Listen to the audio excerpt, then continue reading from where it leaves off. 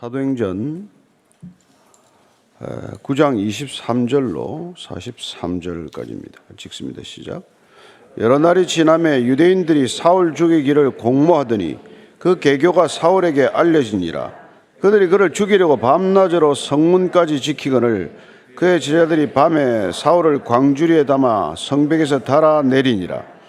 사울이 예루살렘에 가서 제자들을 사귀고자 하나 다 두려워하여 그가 제자됨을 믿지 아니하니 바나바가 데리고 사도들에게 가서 그가 길에서 어떻게 주를 보았는지와 주께서 그에게 말씀하신 일과 다메섹에서 그가 어떻게 예수의 이름으로 담대히 말하였는지를 전하니라. 사울이 제자들과 함께 있어 예루살렘에 출입하며 또 주 예수의 이름으로 담대히 말하고 헬라파 유대인들과 함께 말하며 변론하니 그 사람들이 죽이려고 힘쓰거늘 형제들이 알고 가이사랴로 데리고 내려가서 닷소로 보내니라. 그리하여 온 유대와 갈릴리와 사마리아 교회가 평안하여 든든히 서가고 주를 경외함과 성령의 위로로 진행하여 수가 더 많아지니라. 그때 베드로가 사방으로 두루다니다가 루따에 사는 성도들에게도 내려갔더니 거기서 에니아라는 사람을 만나매 그는 중풍병으로 침상 위에 누운 지 여러 해라. 베드로가 이르되 에니아야 예수 그리스도께서 너를 낫게 하시니 일어나 내 자리를 정돈하라 한데 곧 일어나니 루따와 사론에 사는 사람들이 다 그를 보고 주께로 돌아오니라. 요빠에 다비다라는 여제자가 있으니 그 이름을 번역하면 도르가라. 선행과 구제하는 일이 심히 많더니 그때 병들어 죽음에 시체를 씻어 다락에 누이니라. 루따가 요빠에서 가까운지라 제자들이 베드로가 거기 있음을 듣고 두 사람을 보내어 지체 말고 와달라고 간청하여 베드로가 일어나 그들과 함께 가서 이름에 그들이 데리고 다락방에 올라가니 모든 과부가 베드로 곁에 서서 울며 도르가가 그들과 함께 있을 때 지은 속옷과 겉옷을 다 내보이거늘 베드로가 사람을 다 내보내고 무릎을 꿇고 기도하고 돌이켜 시체를 향하여 이르되 다비다야 일어나라 하니 그가 눈을 떠 베드로를 보고 일어나 앉는지라. 베드로가 손을 내밀어 일으키고 성도들과 과부들을 불러들여 그가 살아난 것을 보이니 온 요빠 사람이 알고 많은 사람이 주를 믿더라. 베드로가 요빠에 여러 날 있어 시몬이라는 무두장의 집에서 머무니라. 아멘.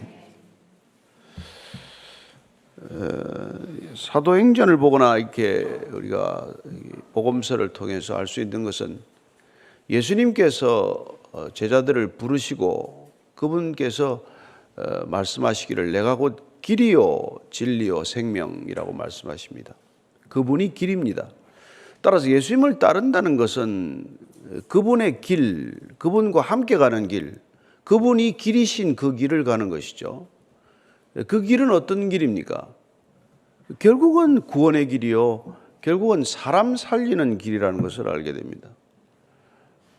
그래서 이 길, 그 길 위에 서 있는 제자들을 기록하고 있는 것이죠. 예수님의 제자들은 예수님과 함께 사람 살리는 길을 걷겠지만 그러나 그 사람 살리는 길을 걷는 제자들을 대하는 또 뜻밖의 많은 사람들이 이들을 죽이고자 하고 박해하고자 하고 사람을 죽이는 길을 서슴없이 걷는다는 겁니다. 우리가 하루 종일 길을 걸어 다니지만은 이게 사람 살리는 길인가 사람 죽이는 길인가 잘 분별하고 걸어야 한다는 것입니다. 다들 열심을 다해요. 자녀는 누가 열심을 다 안 합니까? 그러나 그 자녀를 내 열심으로 키우지만 아이들을 죽이는 길로 내모느냐 아니면 아이들을 살리는 길로 내모느냐 생각하고 우리가 길러야 되지 않습니까? 신앙생활도 마찬가지죠. 열심히는 하는데 사람을 살리는 길이냐 이게 사람을 죽이는 길이냐. 오늘 그 얘기를 한번 읽어보도록 하죠. 23절부터 25절까지 다시 읽습니다. 시작. 여러 날이 지나매 유대인들이 사울 죽이기를 공모하더니 그 계교가 사울에게 알려지니라. 그들이 그를 죽이려고 밤낮으로 성문까지 지키거늘 그의 제자들이 밤에 사울을 광주리에 담아 성벽에서 달아내리니라. 사울이 예수 믿는 자들 체포하고 죽이려고 다니던 길을 돌이켜서 예수님 따르는 길로 접어들었더니 그 전에 사울과 함께 지냈던 사람들이 다시 그 사울을 죽이려고 하는 것을 보게 됩니다. 뭐 우리가 흔히 보는 세상의 스토리나 마찬가지. 배신자를 살려두면은 피해가 크지 않습니까? 그것도 거물이 배신을 하게 되면 아주 골치 아프잖아요. 그래서 뭐 우리 북한에서 내려왔던 황장엽 씨 같은 거물이 오니까 어떻게 하면 저 사람을 없앨 건가, 그런 이 모의가 막 일어나잖아요. 또 살리고자 하고 죽이고자 하고. 정말 사울이 그토록 열심을 다해서 예수 믿는 사람들 잡으러 다니다가 아니 예수는 그리스도다 하고 전하기 시작을 하니까 얼마나 이게 유대교가 흔들흔들하겠어요. 유대교 전체에 그 큰 균열이 생긴 거나 마찬가지 아닙니까? 하나 금이 쩍 벌어진 거나 마찬가지란 말이에요. 살려두기가 어렵죠. 그래서 지금 죽이고자 하는 일들이 있습니다. 그 죽이고자 하는 사람들 하나님 안 믿습니까? 하나님 열심히 믿는 사람들이에요. 그래서 다메섹에 있을 때 이 사람이 예수를 그리스도라고 전하기 시작하자마자 이제 그런 일이 생긴단 말이죠. 그래서 죽이기를 공모하더니, 죽이기를 의논하더니, 모여서 사람 의논하는 게 사람 죽이는 일을 의논한다는 거예요. 그러니까 여러분 열심히 모여가지고 뭔 작당을 하고 의논을 하고 그것은 밤새 의논하는데 그게 사람 죽이는 일을 의논하더라는 겁니다. 근데 그게 또 사울에게 또 귀에 다 들어왔어요. 다 들어옵니다. 우리가 하는 얘기 다 누군가에게 들어가지 않습니까? 그래서 그를 죽이려고 밤낮으로 성문을 지킨다고 되어 있는데 어떻게 빠져나옵니까? 제자들이 밤에 사울을 광주리에 담아서 성벽에 달아 내렸다고 되어 있습니다. 이렇게 성벽을 달아 내리고 탈출하는 것이죠. 이 부분에 관해서 나도 사도 바울이 스스로 자기의 거취에 대해서, 걸음에 대해서 밝힌 게 고린도후서 11장 32절 말씀이에요. 같이 읽습니다. 시작. 다메섹에서 아레다 왕의 고관이 나를 잡으려고 다메섹 성을 지켰으나 나는 광주리를 타고 들창문으로 성벽을 내려가 그 손에서 벗어났노라. 광주리 타고 이렇게 벗어났답니다. 사실 뭐 다윗도 이렇게 도망도 치고, 이 당시에는 이 성문 위에 또 집을 짓기도 하고 해서 이 성에서 탈출하는 방법으로 흔히 이런 방법을 썼다고 그래요. 그래서 도망을 간 거죠. 26절 27절입니다. 시작. 사울이 예루살렘에 가서 제자들을 사귀고자 하나 다 두려워하여 그가 제자됨을 믿지 아니하니 바나바가 데리고 사도들에게 가서 그가 길에서 어떻게 주를 보았는지와 주께서 그에게 말씀하신 일과 다메섹에서 그가 어떻게 예수의 이름으로 담대히 말하였는지를 전하니라. 그럼 지금 사울이 광주리에 담아서 다메섹을 도망쳐서 나와서 바로 지금 예루살렘으로 가는 걸까요? 아닙니다. 그는 아라비아로 가게 됩니다. 3년간 그곳에 있게 돼요. 어쩌면 죽은 듯이 그는 자기 인생 전체를 주관하시는 하나님의 손길에 자기 자신을 맡겼던 시간이겠죠. 그 시간이 지금 생략되고 지금 예루살렘에 나타나는 걸로 되어 있죠. 갈라디아서에 그 부분이 설명이 되어 있어요. 갈라디아서 1장 17절에서부터 한번 쭉 읽어보겠습니다. 1장 17절에서 19절까지인데 그때 무슨 일이 있었는지 시작.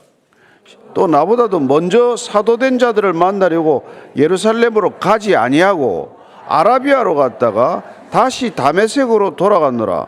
그 후에 3년 만에 내가 게바를 방문하려고 예루살렘에 올라가서 그와 함께 15일을 머무는 동안 주의 형제 야고보 외에 다른 사도들을 보지 못했노라. 그러니까 다메섹에서 회심을 하고 예수는 그리스도라고 전하다가 그가 죽음에 내몰려서 광주리를 타고 도망쳐가지고 어디로 갔다고요? 아라비아 광야로 간 거예요. 광야. 믿음의 사람에게 광야는 반드시 필요한 시간이 아니겠어요? 어쩌면 광야에서 잊혀진 듯한 시간. 사울이라고 하는 인물이 얼마나 예루살렘에서 유명했겠어요. 예수 믿는 사람들, 특별히 스데반을 처형하면서부터 샛별처럼 떠올랐겠죠. 그리고는 그는 온 예루살렘의 두려움의 대상이 되고 어떻게 보면 종교적 열심의 아이콘처럼 등장했다가 이 사람이 또 극적인 변신을 해서 예수님의 제자가 되었다는 소문이 들리더니 사라진 거예요. 잊혀진 거나 마찬가지죠. 그러다 3년 만에 다시 다메섹을 갔다가 거기서 이제 예루살렘으로 올라오게 됩니다. 그럼 어쨌거나 그 시간적 간격 동안 뭐 별의별 소문이 이렇게 진정이 되어 갔거나 그 소문이 남아 있는 시간이 되겠죠. 그러니까 정작 예루살렘에 왔을 때 아니 저자가 누군데 지금 예수가 그리스도라고 증언하나 하는 뜻에서 사울이 그 전에 몸담았던 유대교 사람들도 그를 정말 눈에 가시처럼 여겼겠지만 정작 예수 믿는 제자들도 불신의 눈으로 그를 볼 수밖에 없죠. 3년간 사라졌다가 나타나가지고 저기 지금 갑자기 왜 저러나 그러겠죠.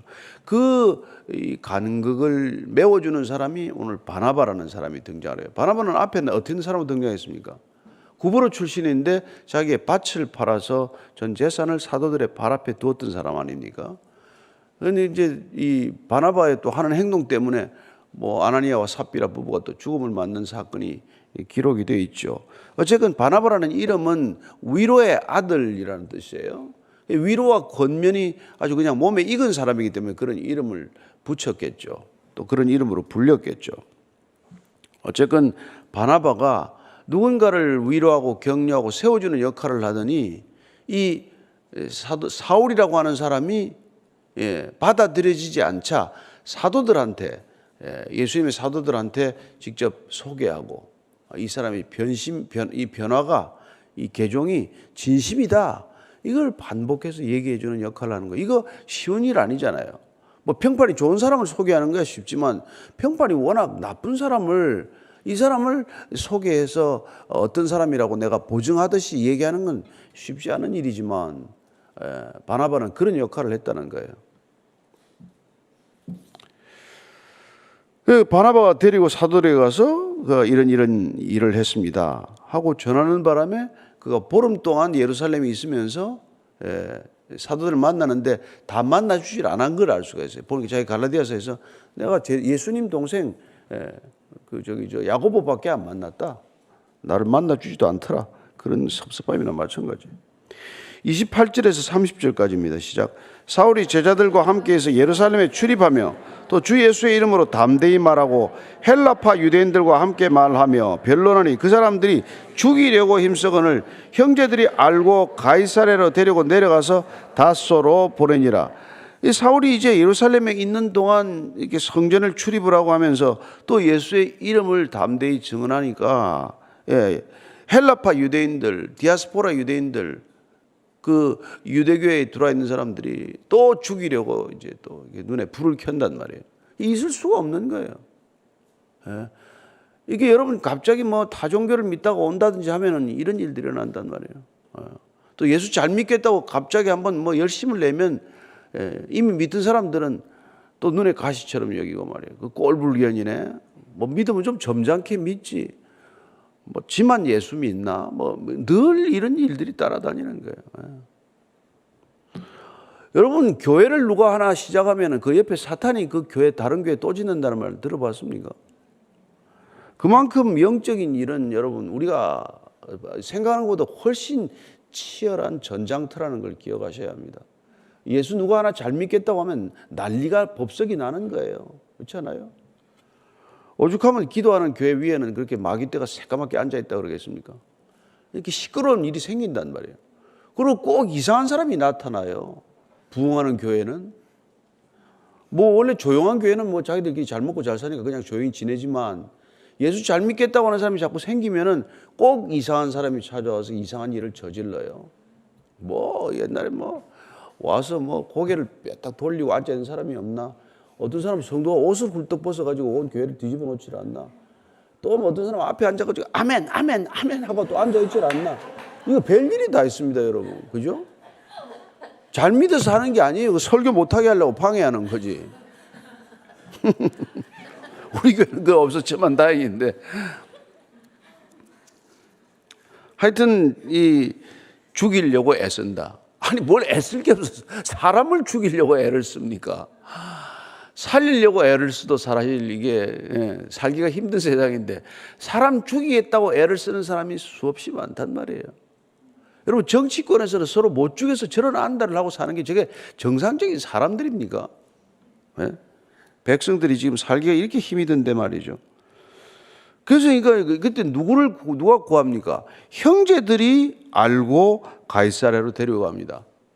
다메섹에서도 사울을 죽이겠다고 공모를 하니까 그게 알려지잖아요. 예루살렘에서도 마찬가지예요. 하나님이 지켜주신다는 겁니다. 예, 하나님이 아니 쓰려고 부르시지 않았습니까? 하나님의 부르심을 받은 사람들은 지켜줘도 하나님이 지켜주시지 사람이 지키는 게 아니에요. 예.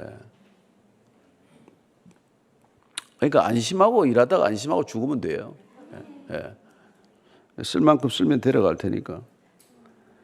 그러니까 형제들이, 여러분 형제들이라는 말은 계속해서 나올 텐데 초대교회는 직분이 없었던 건 아니에요. 직분 개념이 있었습니다.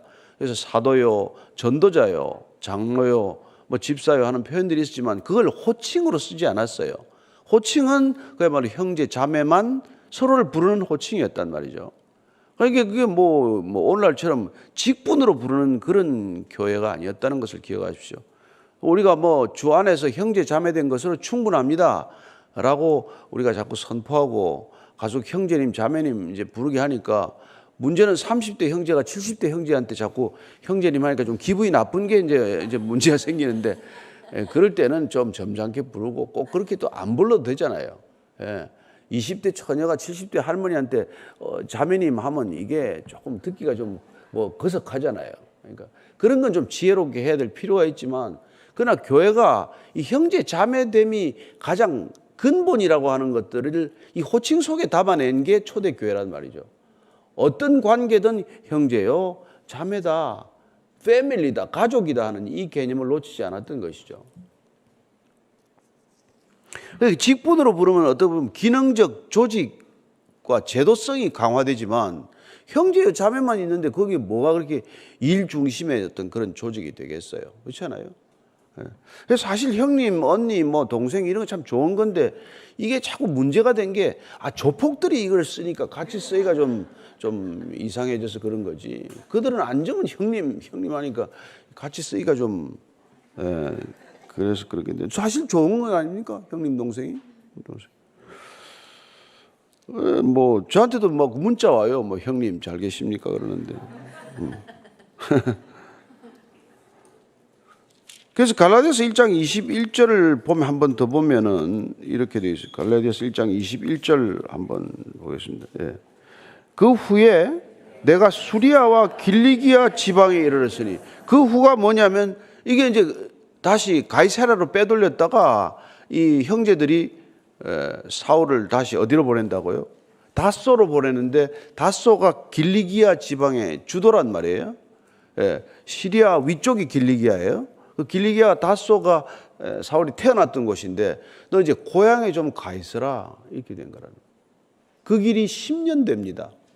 그러니까 아라비아 광야에 나가서 3년 있었고, 잠깐 와서 예루살렘에 한 보름 있다가 또 쫓겨서 생명의 위협을 느끼고 형제들이 그를 가이사랴로 피신시켰다가 거기서 다소까지 올라보낸단 말이에요. 고향까지 다시 돌려보낸단 말이에요. 또 거기가 좀 잠잠히 좀 있어야겠다. 안 그러면 너 죽게 생겼다.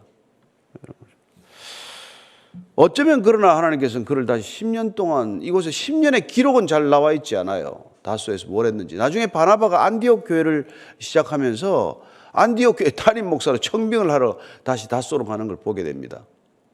바나바가 그런 사람이죠. 자, 31절 이하를 읽습니다. 시작.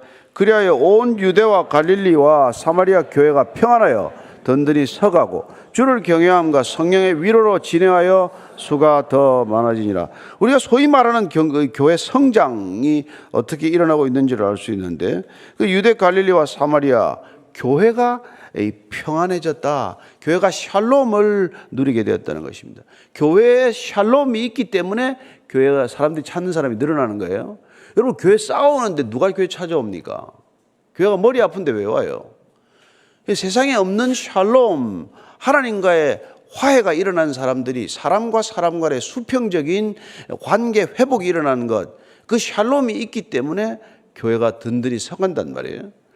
그리고 또한 그 모든 샬롬을 가져오는 성령님이 계시기 때문에 그 성령님이 주시는 이 위로가 있단 말이에요. 성령님의 위로, 성령님의 격려. 그러니까 사람의 위로와 회복 때문에 오는 게 아니라 여러분 성령의 위로와 회복 때문에 교회가 부흥하는 줄로 믿으시기 바랍니다. 우리가 뭐 인위적인 방법으로 뭐 버스까지 돌려가면서 사람들을 데려오고 뭐 프로그램 돌려가면서 사람 모을 수 있지만 그렇게 모이는 것과는 다르단 말이에요. 평안이 있기 때문에 사람이 오는 것이고 성령의 위로가 있기 때문에 오는 것이고 그래서 오면은 왠지 모를 평안이 있고 왠지 모를 감동이 있고 왠지 모를 이렇게 눈물이 있단 말이에요. 그랬을 때 교회에 사람들의 수가 늘어났더라. 그 얘기, 진정한 교회 성장이요 참된 교회 부흥이라는 것을 알 수 있습니다. 인위적인 부흥은 오래 못 간단 말이에요. 반드시 깨지는 시점을 만나게 되는 것이죠. 자, 그리고는 이제 초점이 베드로에게 옮겨가요. 그러고 나서 이제 다시 사울은 잠시 닷소로 내려갔으니까 무대 전면에서 등장해서 이제 막에서 내려간 거죠. 그리고 베드로에게 다시 초점이 옮겨갑니다. 32절 이해합니다. 시작. 그때 베드로가 사방으로 두루다니다가 루다에 사는 성도들에게도 내려갔더니 거기서 에니야라는 사람을 만나매 그는 중풍병으로 침상 위에 누운 지 8회라. 베드로가 이르되 에니야야 예수 그리스도께서 너를 낫게 하시니 일어나 내 자리를 정돈하라는데 곧 일어나니 루다와 사론에 사는 사람들이 다 그를 보고 주께로 돌아오니라. 이 베드로가 지금 예수님이 하셨던 일을 하고 있다 이 얘기예요. 이렇게 세우는 거. 예. 루다는 예루살렘에서 북쪽으로 한 440km 떨어진 곳인데 빌립이 이렇게 움직여 가듯이 사도들 또한 예루살렘에 박해가 일어나면서 사방으로 두루 다녔다라는 것을 알 수 있습니다. 그래서 박해를 통해서 초대교회는 움직이는 교회, 사람들이 한 곳에 머물러 있는 것이 아니라 끊임없이 복음과 함께 전진하는 것, 그래서 유대와 사마리아와 땅끝을 향해 움직이는 교회의 모습을 보여주고 있는 것이죠. 그래서 에니야를 낫게 했더니 그러고 나서 또 도르가를 살린 얘기가 나옵니다.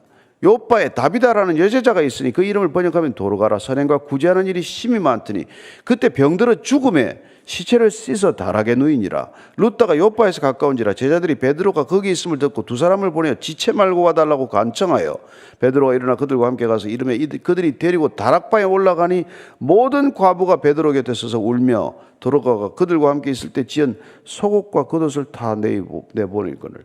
이 지금 다비다라고 하는 여제자, 그다음 여제자도 있었다는 것을 알 수 있고, 그런데 이게 이제 선행과 구제하는 일이 많았다. 그러니까 이 다비다, 도르가라고 하는 여자는 선행과 구제의 어떤 대명사처럼 이렇게 알려진 사람이란 말이죠.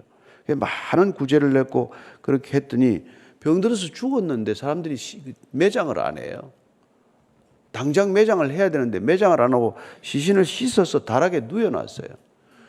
이때 이런 일은 없었단 말이에요.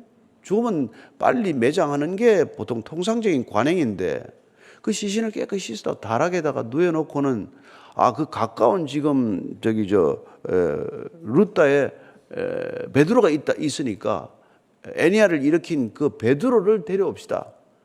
근데 루다와 요바 사이는 한 16km 해서 사람이 데리고 왔다 갔다 하면 6시간, 뭐 많이 걸리면 8시간 걸리는 거리란 말이에요. 근데 어떻게든 이 도르가를 살려보겠다고 사람들이 시신을 씻어놓고 그 과부들이 다 모여가지고 이 사람을 둘 보내서 베드로를 부른 거예요. 와서 사람 좀 살려달라고. 여러분, 그 사람 잘 죽었다 이런 소리 들으면 안 되지 않습니까? 죽은 게 안타까워야죠. 그래서 그 어떻게든지 도르가를 살리겠다고 과부들이 모여서 통곡을 하고 앉아서 시신을 깨끗이 씻어놓고 이러고 있는 모습을 본단 말이에요. 뭐 죽은 거 살리는 기사에 여러 번 있지 않습니까? 그런데 이제 베드로에게 이런 일이 일어났어요. 그래서 베드로가 이제 같이 왔습니다. 왔더니 40절 이하를 읽습니다. 시작. 베드로가 사람을 다 내보내고 무릎을 꿇고 기도하고 돌이켜 시체를 향하여 이르되 다비다야 일어나라 하니 그가 눈을 떠 베드로를 보고 일어나 앉는지라. 베드로가 손을 내밀어 일으키고 성도들과 과부들을 불러들여 그가 살아난 것을 보이니 온 요파 사람이 알고 많은 사람이 주를 믿더라. 아니 베드로가 와서 얼마나 황당해요. 지금 죽었는데. 그런데 이게 뭘 보고 뭘 배웠는지가 중요하단 말이에요. 뭘 보고 뭘 배우고 뭘 믿는지가 중요하잖아요. 예전에 자기가 따라가서 예수님께서 살리는 걸 봤잖아요. 죽은 소녀를 살리는 걸 봤잖아요. 그러니까 마가복음 5장 41절입니다. 마가복음 5장 41절 읽고 시작. 예수님께서 그 아이의 손을 잡고 이르시되 달리다고 하시니 번역하면 곧 내가 네게 말하노니 소녀야 일어나라 하심이라. 예수님이 이래가지고 애 살리는 걸 봤단 말이에요. 그대로 하는 거예요. 지금 달리다 쿰은 소녀야 일어나라지만은 다비다 쿰 이렇게 한 거라면 한자밖에 한자. 달리다는 소녀라는 뜻이고 다비다는 이 여자 이름 아니에요. 다비다 쿰, 이게 원래 쿰은 히브리어고 이제 원어는 그 당시 아람어를 썼기 때문에 쿰이라는 말을 써야 되는데 어쨌건 이렇게 다급하니까 예수님한테 보고 들은 대로 그렇게 사람들 다 내보내고 했더니 살아났다는 거예요.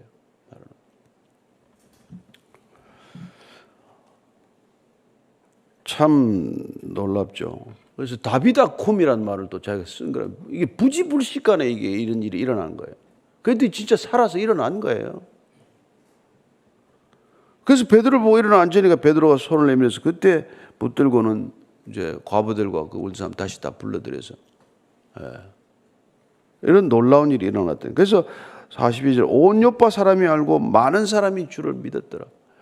기적 때문에 믿는 일이 일어났다고 해서 뭐 이 사람들이 계속 잘 믿었다는 말은 아니겠지만 어쨌건 하나님께서 초대교회 역사 중에서 많은 기적을 일으킵니다. 지금도 선교지에 복음이 전해지는 곳에 많은 기적이 일어나요. 이 교회도 처음에 많은 기적이 여러 기적이 있었습니다. 그냥 말 안 할 뿐이죠. 하나님께서 우리들의 믿음을 위해서 그런 일들을 일으키신단 말이죠. 43절 읽고 오늘 정리하십시다. 시작. 베드로가 요파에 여러 날에서 시몬이라는 무두장이의 집에서 머무니라. 이 평범하게 기록된 말 같지만 이 어마어마하게 중요한 얘기예요. 베드로 신앙이 이게 완전히 다른 차원으로 넘어가는 얘기를 하고 있는 거예요. 왜냐하면 그 당시에 이게 이 요파에 이제 며칠 날 머무르게 되는데 이 도로가를 살리고 나서 근데 누구 집에 있냐니까 시몬이라고 하는 이 무두장이 집에 있다고 되어 있어요. 이거 다른 성경 보면 피장이라고 되어 있죠. 이 가죽일 하는 사람이란 말이에요. 가죽일 하는 사람은 늘 동물을 잡아야 되잖아요. 그래서 이건 정말 그 당시에 가장 이 부정한 직업이란 말이에요.